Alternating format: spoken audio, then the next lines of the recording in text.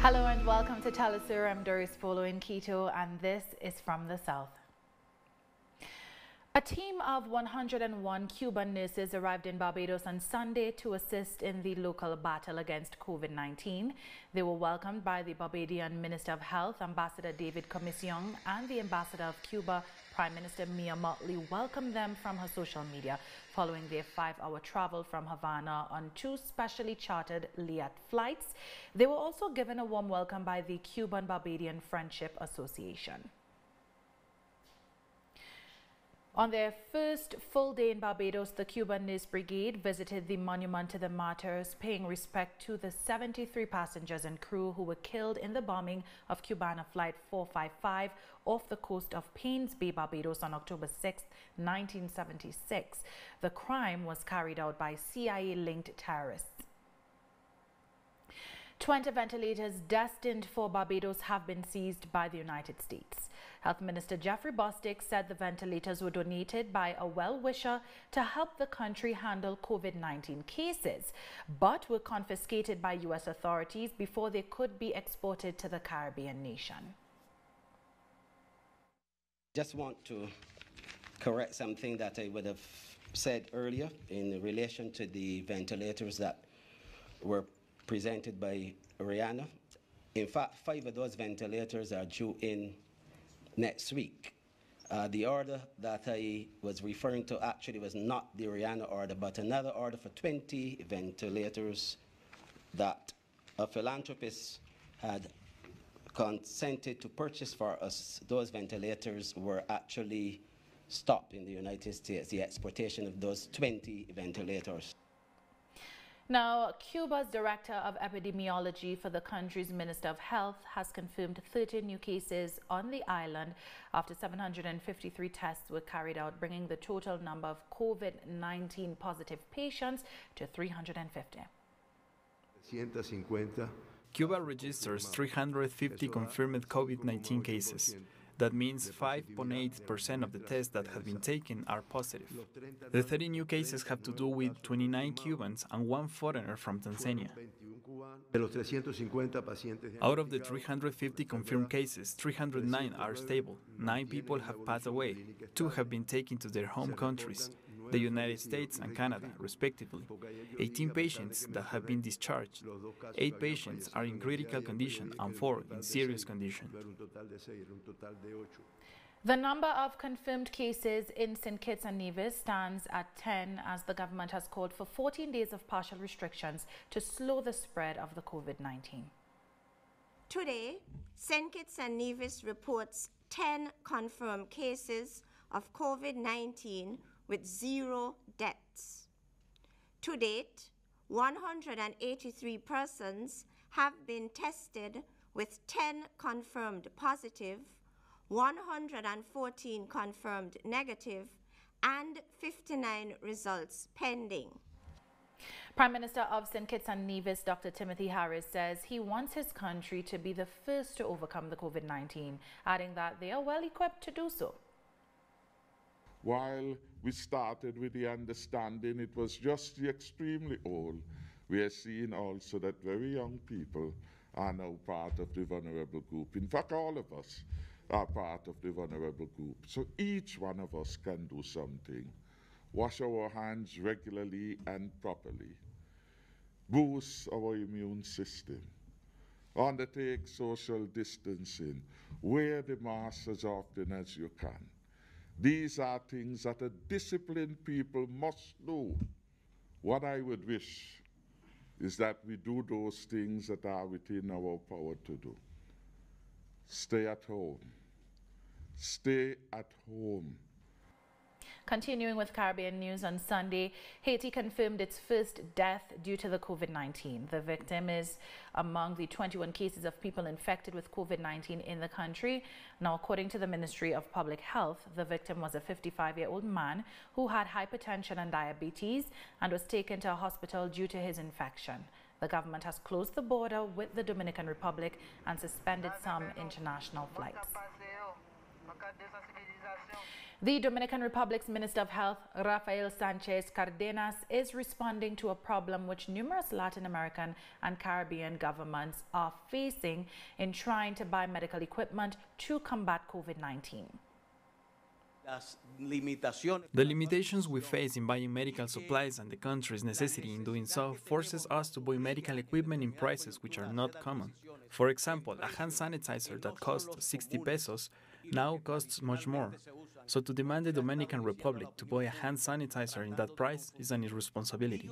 Everyone knows the limitations imposed by the United States on the purchasing of medical equipment. We have to go to China with special planes, which makes the purchasing of the equipment more expensive. So how can someone demand we buy the face masks and hand sanitizer at the same price as before? Trinidad and Tobago has extended and intensified stay-at-home measures as the country has recorded its 8th COVID-19 death with 105 positive patients this Monday.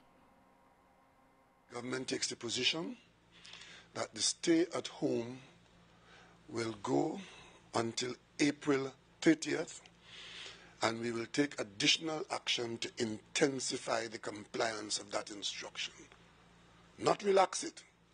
Intensify the compliance, because that is what is required to deal with the problem that we are dealing with. It is not a question about preserving your comfort zone. It is not a question about preserving your earning capacity. It is not a question about equalizing co-ethnic behavior. It is not a question about accepting and exploiting political opportunity to create mayhem.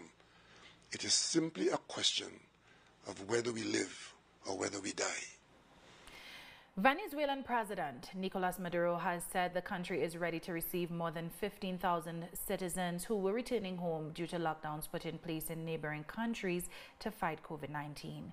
He said during the weekend more than 1,000 migrants had returned. We are preparing to receive 15,000 Venezuelan migrants returning from Colombia, Ecuador, and Peru. There are videos and photos on social media about their situation.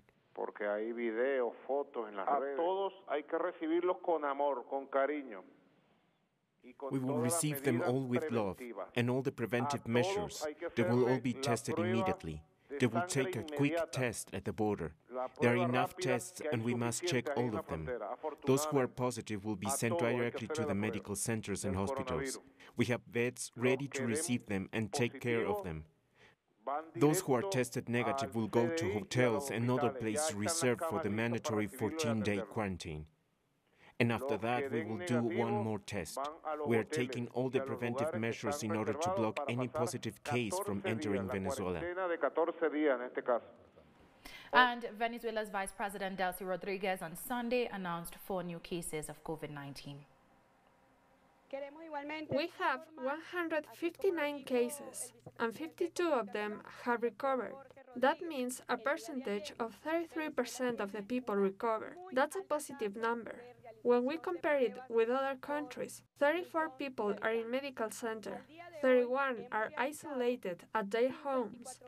We insist that people who are infected and are at home to stay home, to use masks inside their homes, to designate one person to their care, and avoid contact with other members of their family. For cases where this cannot be applied, we have special protocols in place, and they can be in quarantine in a public health center. We'll take a short break now. When we come back, Trinidad and Tobago's Prime Minister comments on the United States sending warships in the Caribbean Sea as it continues to provoke Venezuela. So don't go anywhere.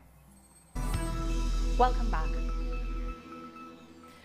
On Saturday, the United States-based magazine Newsweek revealed that President Donald Trump's move to indict senior Venezuelan officials for alleged drug trafficking is a pretext to divert attention from his mismanagement of the COVID pandemic.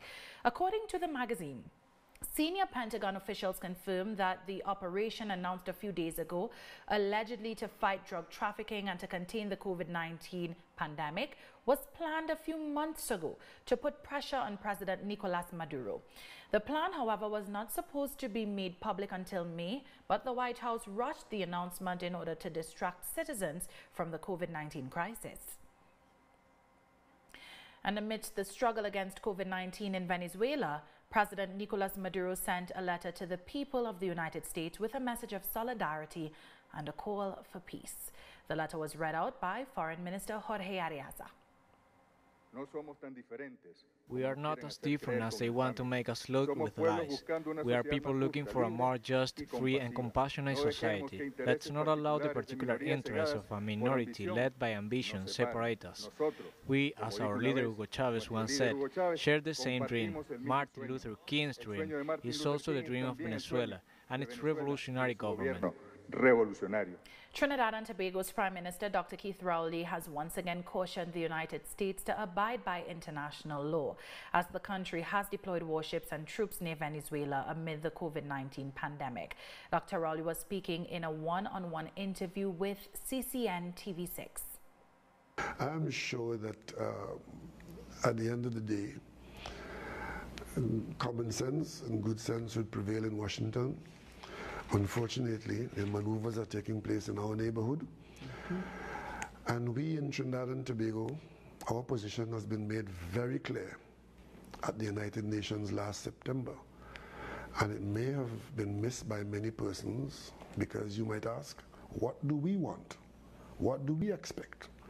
What we want is international business being conducted and a rules-based formula. That there are rules that all the countries of the world in the United Nations, we have agreed to abide by those rules. And once we respect the rules-based formulae, everything's going to be all right. Meanwhile, Dr. Keith Rowley has expressed disappointment over the political standoff taking place in Guyana a month after the country went to the polls on March 2nd. I am very disappointed and also very concerned about the situation in Guyana. When I went on that trip with the CARICOM team, I was kind of hopeful that our presence would have brought to bear on our brothers and sisters in Guyana, and out of it might have come some position that could have led to a result. I'm worried that an election of a month ago is a courthouse matter. I'm getting a feeling that this is not going to end well. I hope I'm wrong, but that feeling that the election in the court after a month after election day, I'm not having a good feeling about it. Speaking of Guyana, the country's Elections Commission, GCOM, has agreed to a national recount of votes cast in the March 2nd general elections. GCOM spokeswoman Yolanda Ward says the process will be done in chronological order from regions 1 to 10. Now, this comes after the full court on March 31st threw out an injunction by the Partnership for National Unity and Alliance for Change party against a recount in Region 4. Authorities have faced criticism over the credibility of the tabulation and declaration of results, as both the APNU AFC and People's Progressive Party Civic declared themselves the winner. More than 9,300 COVID-19 cases have been confirmed in Africa as countries continue to heighten prevention and control measures against the spread of the virus in the region. South Africa is among the most affected countries, with COVID-19 cases almost reaching 1,700 and at least 11 people reported dead. The second most affected is Algeria with 1,320 positives, followed by Egypt and Morocco with 1,173 and 1,021 confirmed cases, respectively. Residents from an Ivory Coast town, Bijan, have protested against the government's decision to build a coronavirus health center within their neighborhood. Residents said they feared the location of the COVID-19 center could expose them to higher risk of contracting the virus. Police fired tear gas to disperse the protesters, and government officials later came to engage locals on the need for the facility. Ivory Coast has 261 confirmed cases and 3 people have already died from the virus. If they are releasing funding, they should build their centers outside the town. I just don't get it. We are humans too. The whole world is fighting against the virus, and yet it's here, in the middle of the city, that they come and install their center. South Africa's ruling party, the African National Congress, or ANC, has hailed the government and people of Cuba for the assistance they are rendering in the fight against the coronavirus across the world. The party said the international solidarity that Havana has shown in the face of the pandemic has shamed those who continuously try to isolate and economically destroy the country. The ANC has also called on the U.S. government to lift all unilateral coercive measures against Cuba, Venezuela, Iran, and Palestine in order to enable the governments of these nations to protect their people from the coronavirus. A study by the African Union has revealed that more than 20 million people on the continent are at risk of losing their livelihoods due to the impact of the coronavirus. The study, called Impact of the Coronavirus on the African Economy, said the continent's economy will shrink by more than 1% this year due to the pandemic, while governments could lose about 30% of their revenue. The continent's oil-dependent countries will be the worst affected, with Nigeria and Angola expected to lose more than $65 billion in income. The patient is a 20-year-old female who arrived in the country from Netherlands via Addis Ababa on the 28th February 2020. She has no history of underlying or pre-existing illness. She is currently in isolation. And still in Africa, 20 soldiers have been killed in a militant attack in Mali. The insurgents struck a military base in the northern town of Bamba. Government officials have said investigations are ongoing and that the death toll might rise as some of the security forces have been seriously injured. The attack is suspected to have been carried out by a jihadist group. More stories coming up, including Argentina's plan to defer payments, its debt payments rather, as the country continues to struggle amid the COVID-19 pandemic. So stay with us.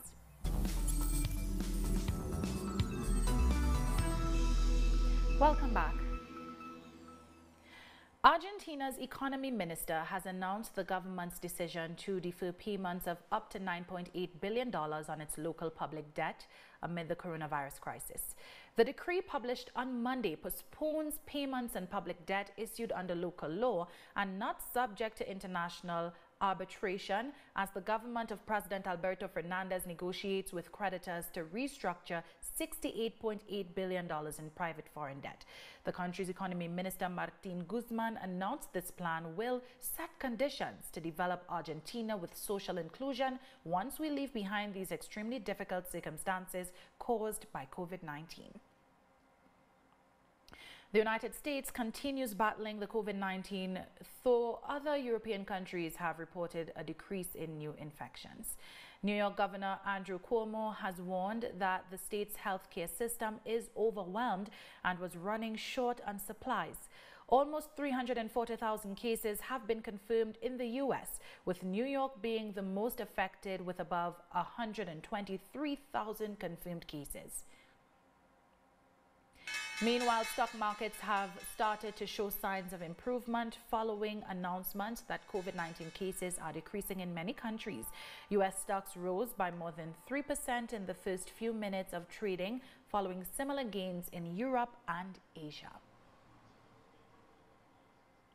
People in London have continued gathering in public places, despite the government lockdown imposed to control COVID-19. Scores of people were seen in Clapham Common Park as police urged them to leave. The UK has reported about 48,000 confirmed cases of the COVID-19, with almost 5,000 reported dead. On Sunday, British Prime Minister Boris Johnson was admitted to a hospital. It had been 10 days after he tested positive for COVID-19. A statement by his office said the admission was a precautionary move that had been taken on the advice of his doctor. Johnson, who is 55, has been quarantined in his Downing Street residence since being diagnosed on March 26th. Our correspondent, Pablo Navarrete, spoke with international analyst Carlos Martinez about the British government's response to the COVID-19 pandemic. What we're seeing from the British government, much like what we're seeing from the US government, is really a classic case of too little, too late. It's not like we didn't have any notice, any warning. China introduced a very strict lockdown across the country from the 23rd of January. They didn't just take action in Wuhan, they took precautionary measures throughout the country specifically to avoid a major outbreak. For every case, isolation, treatment, contact tracing, mass testing, social distancing, wearing masks, all sorts of measures to ensure that people didn't lose their livelihoods. And much the same approach was taken in Vietnam, and in both cases, the results have been very good. So we know for a fact that the virus can be contained. But the British government had basically nothing to say about the coronavirus until the second week of March, by which time there'd already been several hundred confirmed cases and probably tens of thousands of unconfirmed cases. When they did finally comment on it, they proposed this so-called herd immunity, which basically means letting most of the population get the virus. In Boris Johnson's words, you take it on the chin, basically meaning that hundreds of thousands of older people and people with weaker immune systems will die. In other words, it's an exercise in mass social Darwinism in order to protect the economy.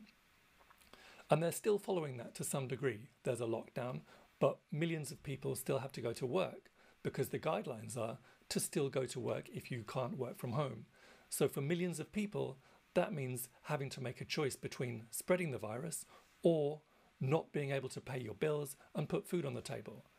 It's really important that we don't blame people who have to make those impossible choices. The government needs to close all non-essential workplaces, compensate the workers, get mass testing in place, and ensure that health workers have everything they need to do their work safely. It's an absolute travesty that this hasn't happened already, but it absolutely must happen now. Following the confirmation of a COVID-19 positive patient at the Malkasa camp in Greece, migrants have protested, demanding COVID-19 tests be done on all of them. The protesting migrants held banners denouncing the risky living conditions at the camp. The camp is the second Greek migrant camp placed under lockdown after a resident tested positive for the novel coronavirus.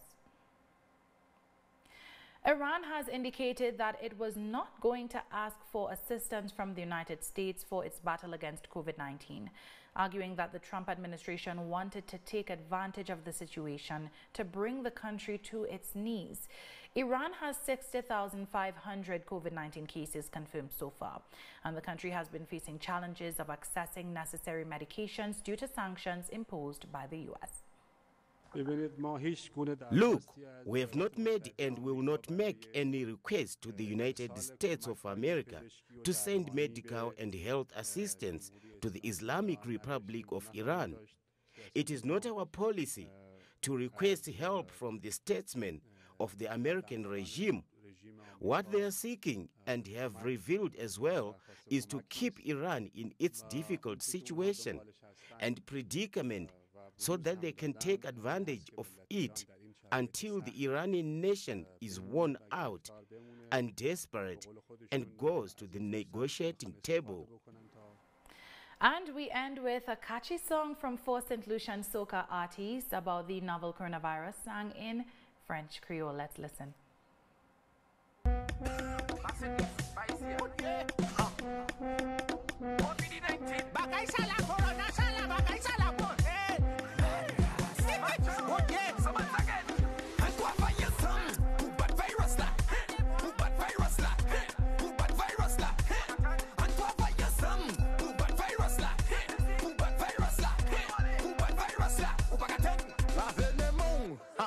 Touche bouchou, pas touche zio, weste caillou, ma wep yo, protect the famille, quand ça caille trop, ou pa katan, polis kay bawo. Couvert bouchou avant poussé, avant ouestande et mouché, la